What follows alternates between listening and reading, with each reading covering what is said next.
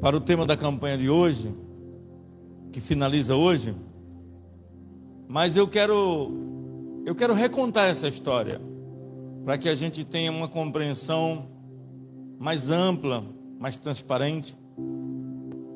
Trata-se de uma parábola, onde Jesus ele constrói a história, dizendo que 10 mulheres, divididas em 2 grupos, e ele classifica dizendo que 5 eram prudentes, 5 eram imprudentes, ou loucas, tanto faz. E ambas, as 10 mulheres, tinham o mesmo objetivo: esperar uma porta se abrir, aonde o noivo chegaria, o esposo chegaria e abria a porta. A Bíblia fala que elas, de tanto esperar, chegaram a dormir. E elas, todas as 10, dormiram. Quando de repente uma voz chegou para as 10 que dormiam e anunciou, dizendo assim: eis que o noivo está vindo. As 10 imediatamente arrumaram o cabelo, pegaram suas lâmpadas, se levantaram para se encontrar com o noivo. Para surpresa de 5 delas, a lamparina delas não tinha mais, era meia-noite, era tudo escuro, não tinha mais querosene, seja lá o que for, a combustão que mexia ali, mas elas não acendiam. 5 delas tentaram acender a lâmpada para ir até a porta para recepcionar o noivo, e não tinha lâmpada. Aí as outras 5 tinham lâmpada com querosene, com azeite sobrando, tinha até demais, foram preparadas.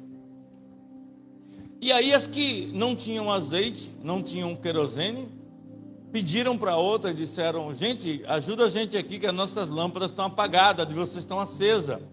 E as que estavam com a lâmpada acesa disseram assim para as lâmpadas apagadas: ó, a gente corre um risco de dar um pouco do nosso para vocês, e vai que essa porta demora um pouco a abrir, e aí vai apagar a nossa e a de vocês, e aí não vai entrar ninguém.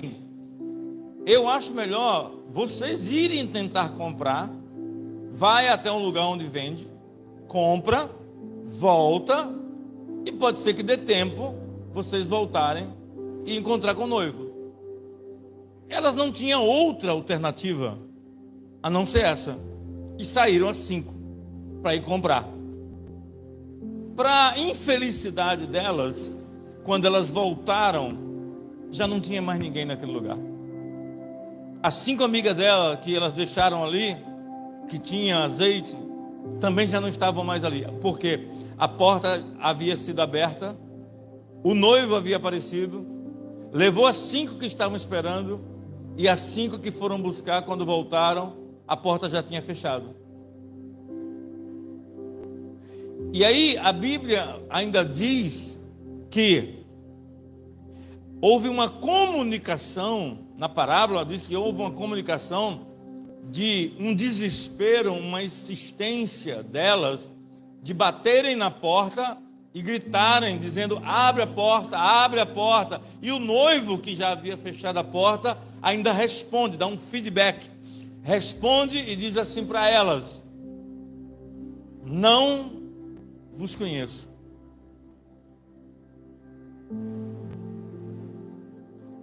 Agora vamos traduzir essa palavra e depois a gente traz a revelação da palavra. Essa é a palavra literalmente escrita, a exegese. Agora nós vamos na tradução. Nós vivemos, irmãos, em 2 reinos. Quem são as virgens, as mulheres, as noivas? Todos nós. A igreja, que não é isso aqui, é cada um de nós. Nós somos a noiva de Jesus. Você e eu vamos nos encontrar com Jesus, quer você acredite ou não, mas a gente vai se encontrar. O que você e eu devemos ter medo é como iremos nos encontrar com Ele. Em que estado nós vamos estar? Por exemplo, se Jesus tivesse chamado um de nós hoje, estaríamos preparados? Hoje eu vi a missionária Regina falando assim, agora há pouco aqui, parece que ela estava sendo usada por Deus, e estava. Quando ela falou assim, mais ou menos assim, eu sei que o dia pode ter sido corrido para todo mundo, mas nós estamos aqui porque todo dia a gente está em guerra, em lutas. E hoje eu tive um daqueles dias de guerra, de luta. Hoje foi muita luta, muita guerra que eu passei. Então, talvez se Jesus tivesse me levado hoje, no dia da minha guerra hoje, para onde eu iria? Será que a porta se abriria? Será que eu estaria ainda com luz, com lâmpada suficiente para a hora que o noivo chegar? Esse é um ponto. Todos nós somos a noiva. A lamparina acesa, ela tipifica ou representa a nossa fé, a nossa esperança e principalmente a nossa resiliência em vir para a casa de Deus como a gente está vindo todos os dias. A gente pensa assim, é só mais um culto. Não.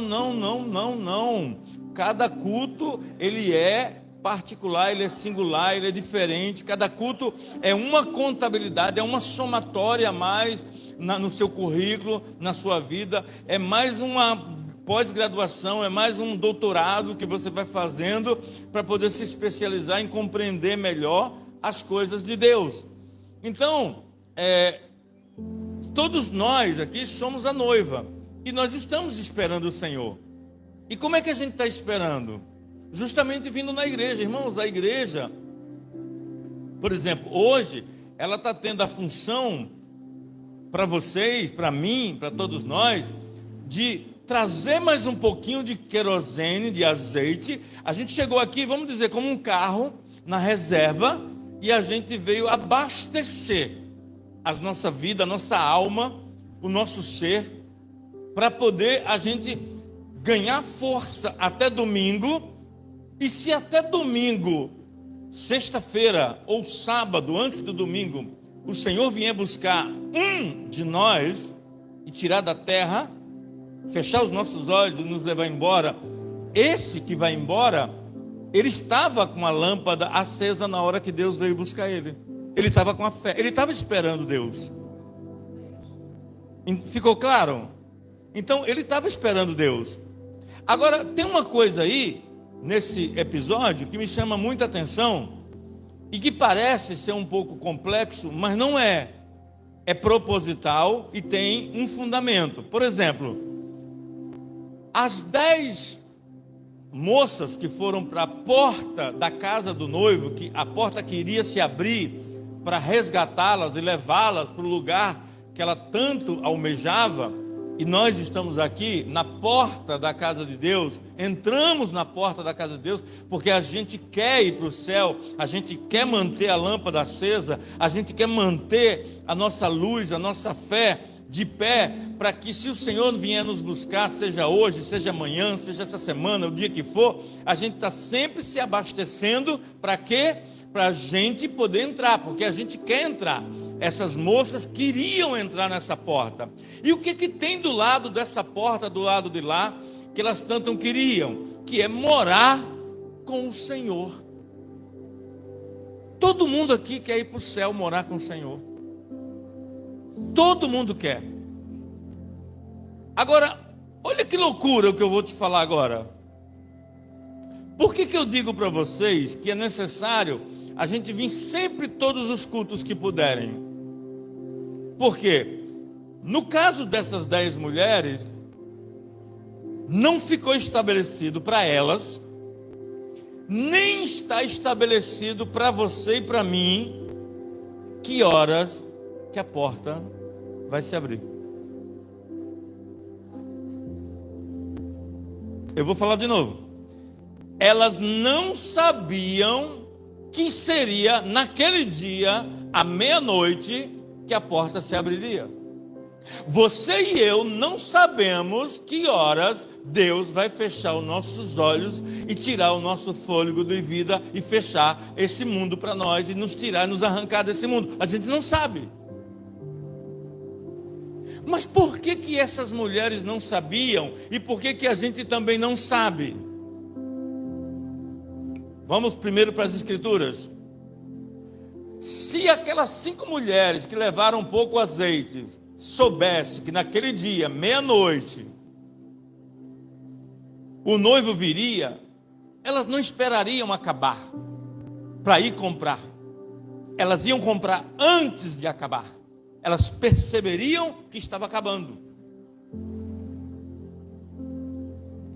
Por exemplo, na Covid,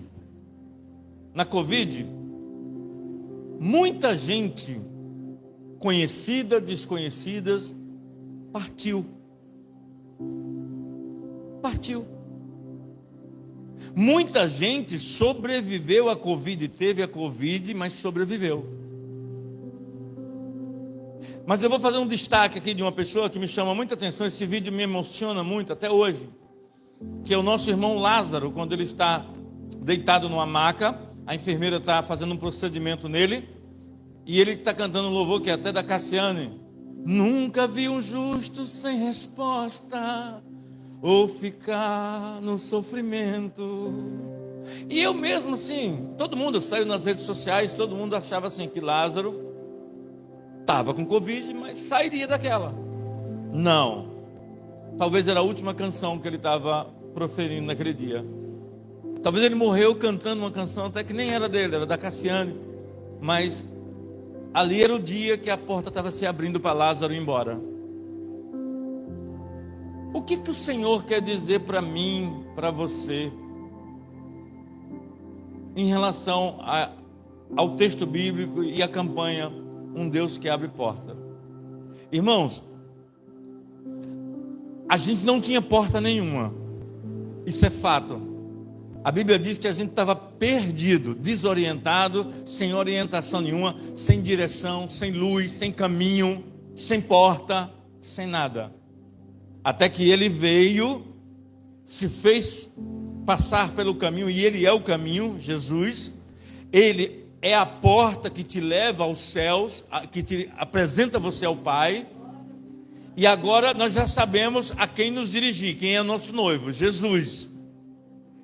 Só que se Jesus disser para as pessoas que fazem pouco caso com Deus, que não buscam azeite, que não buscam abastecer o seu espírito, se Deus falar assim, um exemplo, se Deus falar assim, pastor Theo, no dia 30 de junho desse ano, eu vou levar você.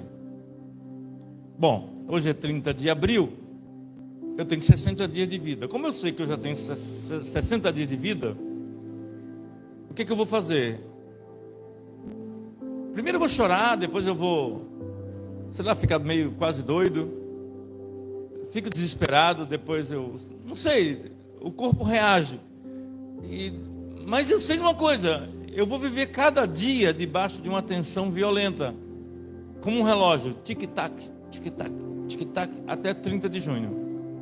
Mas eu sabendo que eu vou morrer 30 de junho, pelo menos eu tenho uma vantagem.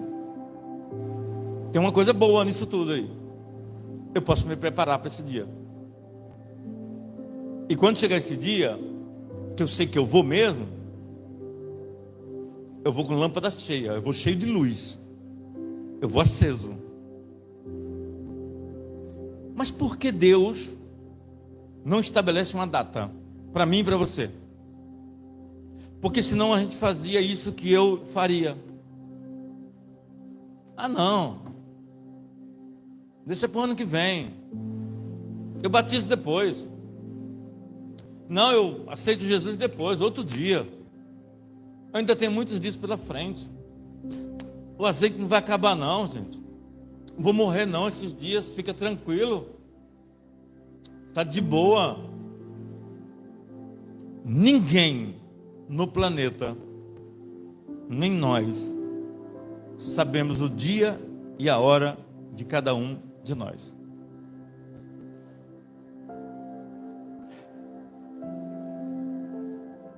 Como é que a gente avalia essa postura de Deus de não determinar a data? Vocês acham que se determinasse a data era melhor ou pior? Se tivesse uma data que você soubesse já que você ia embora, era melhor ou pior? Fala, Karine. Karine quase soltou, vai. Na sua versão.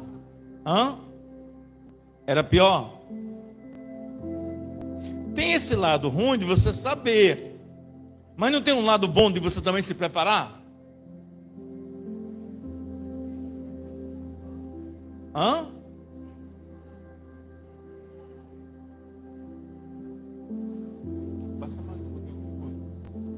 Seria o quê? Seria muito óbvio? Eu estou traduzindo para as pessoas que estão em casa para você entender. Seria muito óbvio.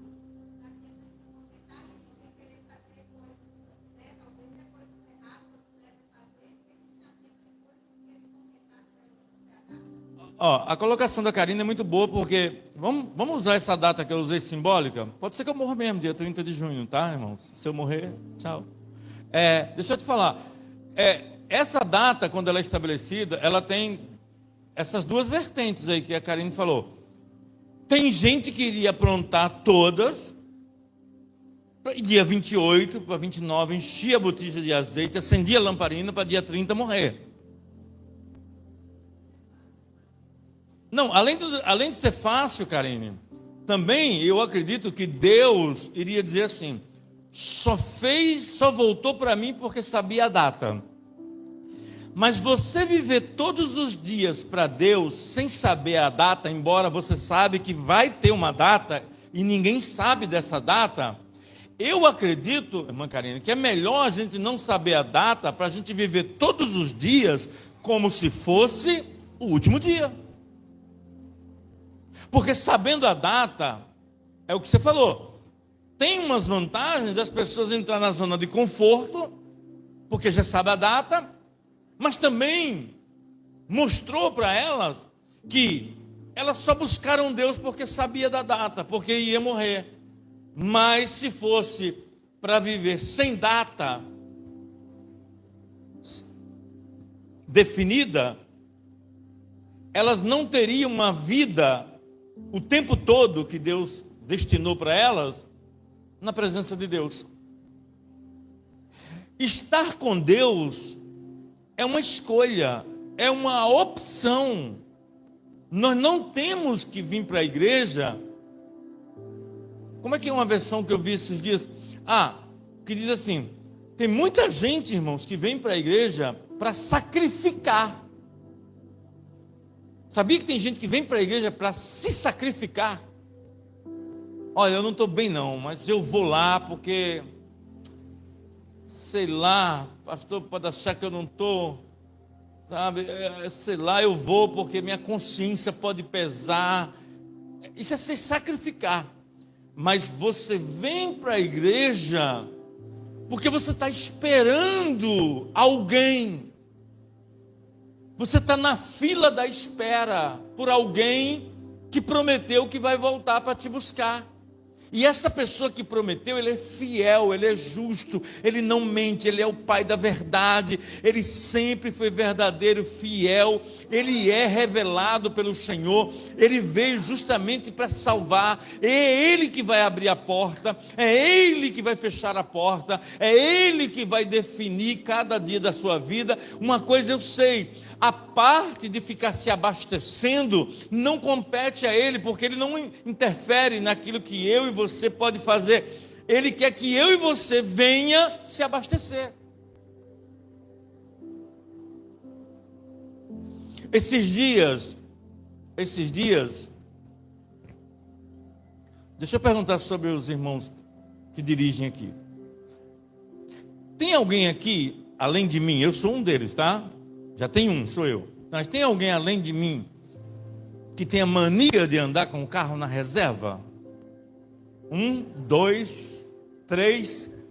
Cadê? Vamos lá, de novo, gente. Eu, 1, 2, 3, 4, 5.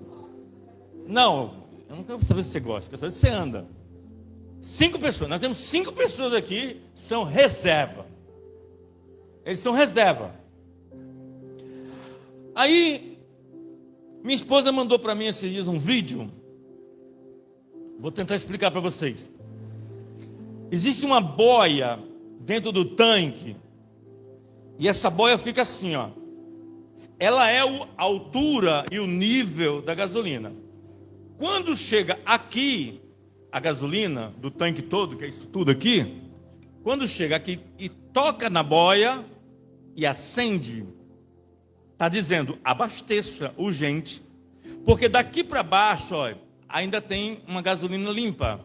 Daqui do meio para baixo é só sujeira. E tem gente que não fica só na reserva, fica na reserva da reserva do filho, do neto, da reserva. Pega o tataraneto da reserva. Não, aí vai, chega a piscar. Tem hora que já está piscando.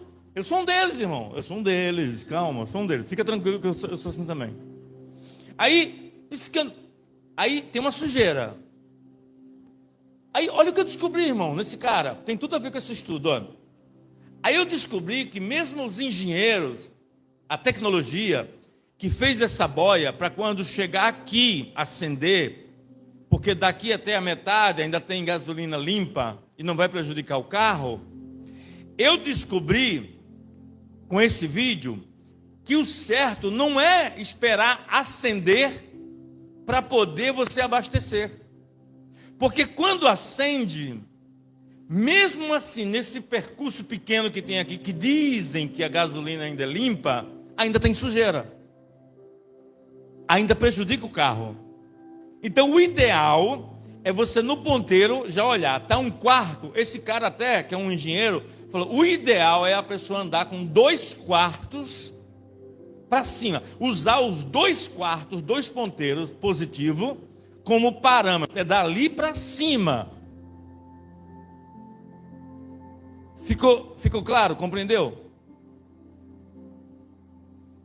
Vamos trazer para o dia de hoje, a gente acaba. 5 minutos. Vamos interagir um pouquinho com vocês? Eu vou precisar que vocês falem, tá bom?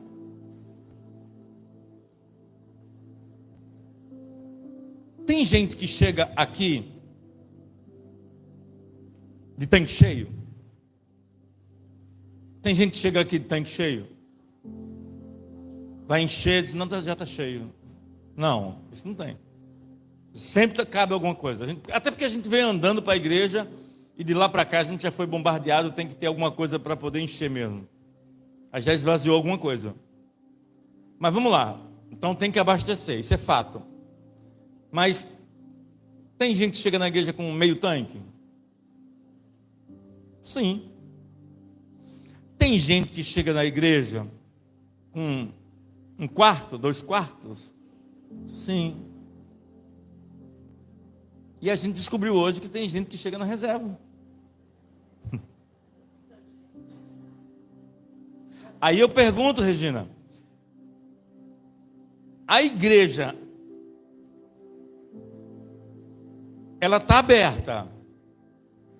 Quem chega na reserva, ou chega em 2 quartos, ou chega em meio, quem que escolheu esse nível de combustível no seu tanque? A pessoa própria, exatamente, perfeito. E por que a gente anda na vida espiritual sempre na reserva? Sempre piscando. Vai faltar. Vai faltar. Eu sinto que eu estou engasgando. Eu sinto que meu carburador está... Eu sinto que minhas velas não estão mais claras. Eu sinto que eu não tenho mais ânimo. Eu sinto que a minha fé... Eu sinto que eu não estou adorando mais. Eu sinto.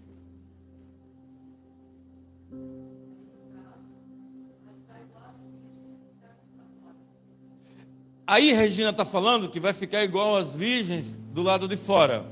Nós que usamos a reserva, nós estamos usando a reserva física como exemplo, mas que isso não aconteça nunca na vida espiritual da gente. E se acontecer, a gente sai dessa zona hoje. Por que a gente não deve estar sempre na reserva com Deus? Porque, irmãos,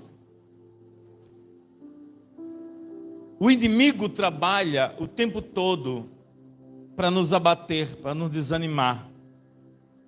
A gente vive nesse mundo numa guerra constante, em batalhas, como disse a missionária Regina, diariamente.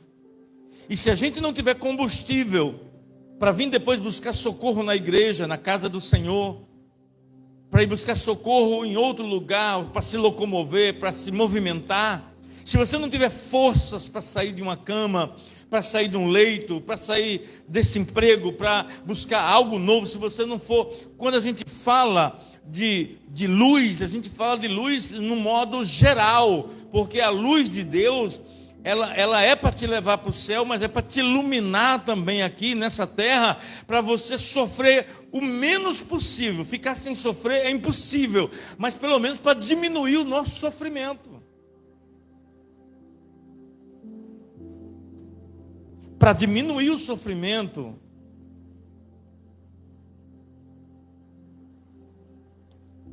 a gente precisa estar cheio de luz. A gente tem que estar bem iluminado. E a Bíblia diz que o que clareia o nosso caminho para os pés da gente não tropeçar é o quê? É o quê?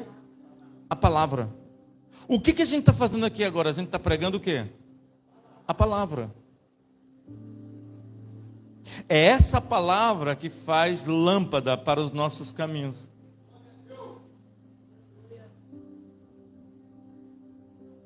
Me permita, Juan. Há poucos dias,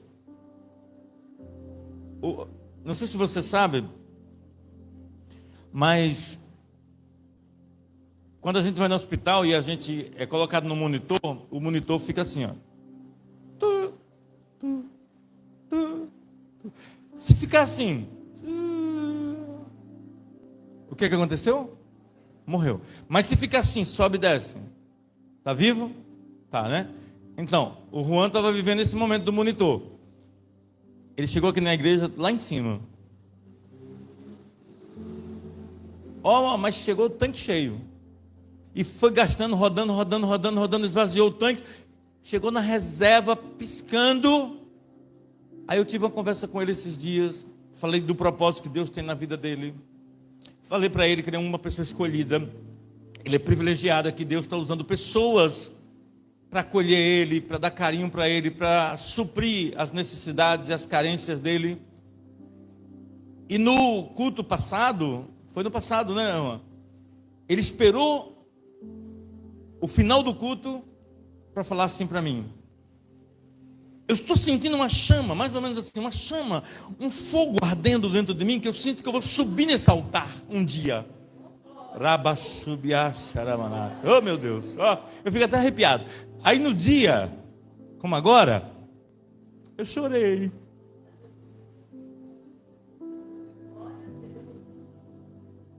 Eu chorei, porque foi tão verdadeiro o que ele falou,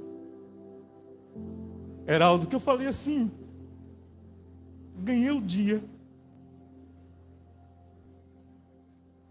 Só que sabe o que Juan fez? Domingo passado ele já tinha saído da reserva. Ele já estava com 1 quarto ou 2 de gasolina. E hoje ele mete essa gravata. Eu não vou falar que ele está de tanque cheio, mas pelo menos meio tanque ele está, cara. Eu não aguentei, Heraldo. Se eu estou assim, você imagina Deus olhando para você, Juan, e dizendo assim: olha lá o azeite como chegou com força. Olha o meu combustível na vida desse.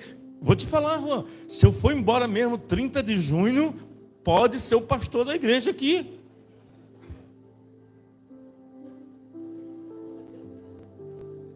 Mas eu fiquei muito feliz. E aqui a gente finaliza o culto de hoje de forma assim simples, suave e mansa. Mas que fique claro uma coisa: não ande na reserva com Deus. Não ande na reserva. Porque você pode ser parado a qualquer momento. E na hora que você menos espere, num lugar que você não queria, E pode ser que você não encontre mais Deus para o resto da vida, eternamente. Vamos orar enquanto o Jamil pega os pedidos de oração. Pai, nós queremos nesta hora agradecer pela tolerância, por não retirar de nós o Teu Espírito, por perseverar conosco, porque teve dias em que nem nós mesmos acreditamos mais em nós, nós achamos que era o fim. Teve dias que a gente nem entendeu o propósito aqui na terra, e o Senhor, meu Deus, está conosco, e com essas pessoas que estão aqui, meu Deus, fazendo os pedidos de oração. Senhor, esses pedidos de oração são a fé de pessoas que estão na reserva, ou até mesmo que acabaram o combustível e não tem mais forças para continuar, mas eles querem se movimentar, eles querem ligar, meu Deus, a sua vida de novo nos céus, eles querem se movimentar, eles querem trilhar o caminho. E quem é o caminho? Jesus é o caminho, a verdade e a vida. Leva eles de volta para o caminho, meu Deus, da verdade, tira eles do caminho da ilusão, traz-nos, Senhor, de volta o caminho da sabedoria, da prudência. Não deixa a gente pagar para ver, porque melhor é obedecer do que sacrificar, diz a palavra do Senhor. Abençoe cada pedido de oração aqui, em nome do Pai, do Filho e do Espírito Santo. Guarda esta igreja aqui hoje, ilumina os caminhos de cada um aqui nesta noite, em nome do Pai, do Filho e do Espírito Santo. Quem crê, diga amém, amém. Vamos receber a bênção apostólica, em nome de Jesus, para a honra e glória do Senhor. Que o grande amor de Deus, a graça de Jesus Cristo Salvador, as doces